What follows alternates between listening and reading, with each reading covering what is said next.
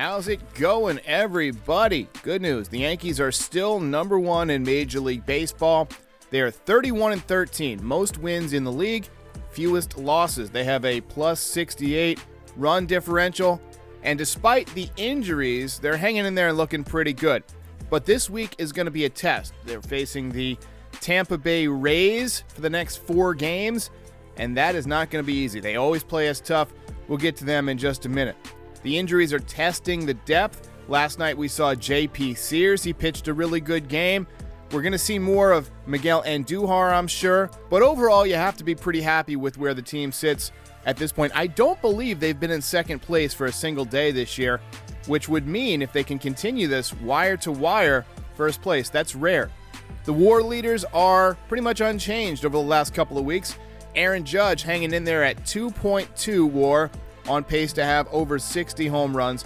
And Nestor Cortes, who pitches tonight with a 1.7 WAR, he leads the pitching staff. Clay Holmes is actually second on the pitching staff this season.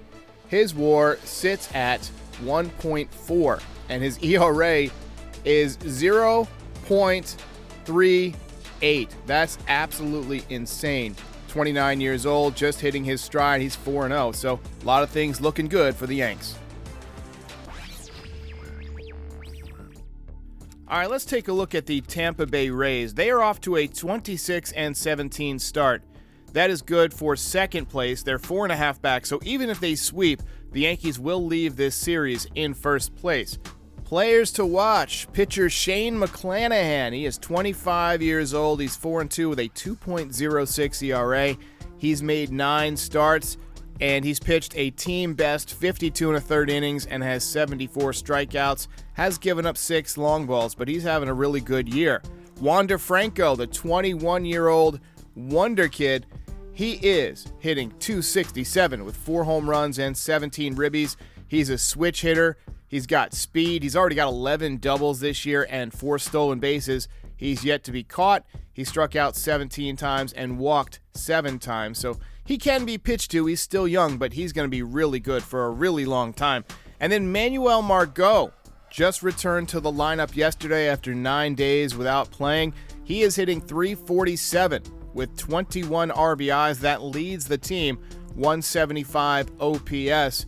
He's a right-hander, so hopefully the Yankees' right-handed pitching can neutralize him. Also, Nestor Cortes has been really tough on righties because of that cutter, so he's one of those guys you've got to neutralize. Otherwise, though, the Rays are very tough. They always position very well against the Yankees. They use a lot of pitching matchups, and it's a really terrible, crummy ballpark, which always seems to give the Yankees fits. I'll be doing recaps on the Thursday and Friday games, and then I'm taking the weekend off, and then we'll connect next week and review how the series went. And on the mound for the series opener, nasty Nestor Cortes Jr. He's coming off his 3rd victory of the season. That was against the White Sox. It was the first time he gave up 3 runs in a game, though. However, they all came on one swing.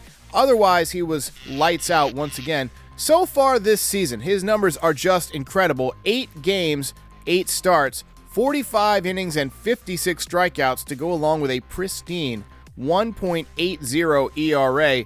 That's 1 run every 5 innings. And I'll tell you what, you'll take that every time out. 0.889 whip, or walks and hits per innings pitched. That means less than a base runner per inning, and just 5.8 hits per 9. He's flirted with a couple of no-hitters this year. It'll be interesting to see how the Rays approach him. Being such an analytically driven team, they may take a different approach than the rest of the league has so far. But if Nestor has that cutter working inside to righties, and then spotting that fastball on the outside part of the plate as kind of a neutralizer, then I suspect the Rays will have just as much trouble as the rest of the league has so far. All right, we haven't had a farm report in a while. Let's check in on how everybody's doing this spring, this May in particular. Jason Dominguez has really turned it on, obviously removed from the lineup last night because he fouled the ball off of his foot, but so far in May, he's really turned it around. A 1.008 OPS, a .310 batting average, 4 home runs, and a .402 on-base percentage. And keep in mind, he's way younger than most players in his league, so he's really finding his groove Wouldn't be surprised to see him get promoted to high A in the next several weeks.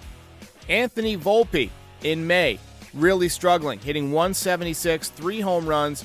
You are seeing a lot of speed out of him. 11 stolen bases has not been caught yet, but so far AA has been a huge adjustment for Volpe. Hopefully he can turn it around in the second half, but in spring training, we heard some scouts say that Volpe could be a factor with the Yankees late this season. I think his slow start has pretty much guaranteed that will not happen. Oswald Peraza also struggling in May, hitting over 200 barely. 208, 2 home runs, 597 OPS. He's at AAA. He saw a little bit of AAA action last year, but making the rounds again, been a little bit tougher for him. Trey Sweeney has really struggled since coming back from an injury. Just a 430 OPS, 147 batting average. You got to hope he turns it around soon. Austin Wells, another guy who may be in line for a promotion in the near future. He's hitting 333 with 4 home runs and a 1.094 OPS. Let me remind you that he's a left-handed hitter. He was a college player, so he could be somebody that elevates himself quickly if he continues to hit.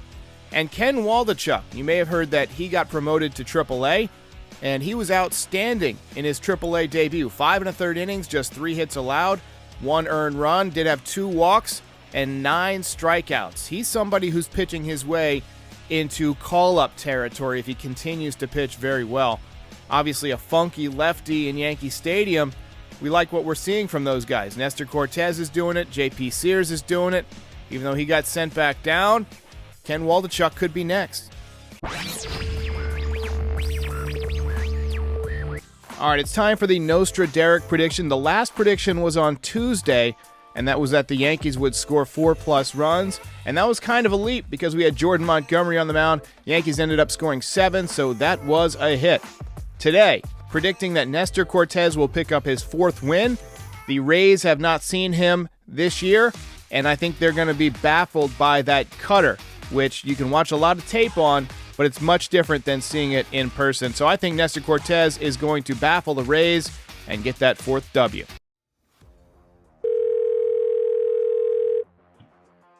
Hey, Derek, this is Erupt from the Hip Hop Advocates. Love the show. Best pregame, postgame recap in the nation on YouTube. Man, let me tell you, Trevino is the truth, man. Another diamond in the rough. You gain some, you lose some, because Hicks is done. He's cooked. Let's get him out of here already. Let's bring in somebody. Let's bring somebody up. Give somebody a chance. I think Andujar is gonna take off soon. But yeah, man, love the show. Keep doing what you're doing. Keep it going. Hey, what's good, Derek? This is Nico from the Bronx, man. First and foremost, just want to say big fan of your channel. You out here killing it, man. Aaron Hicks. I hate to beat a dead horse, but we got to figure this out because, honestly, I just don't trust him.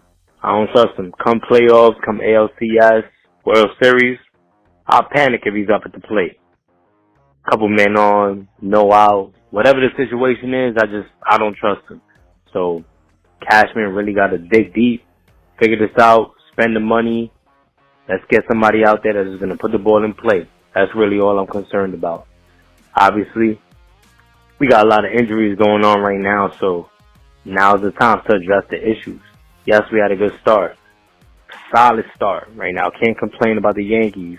Not saying I'm in panic mode, but with all the injuries going on, it's just a good time to really sit down, buckle down, and figure out what's going on. So, I just really hope to see some moves, the big cash man makes to make sure the team moves forward.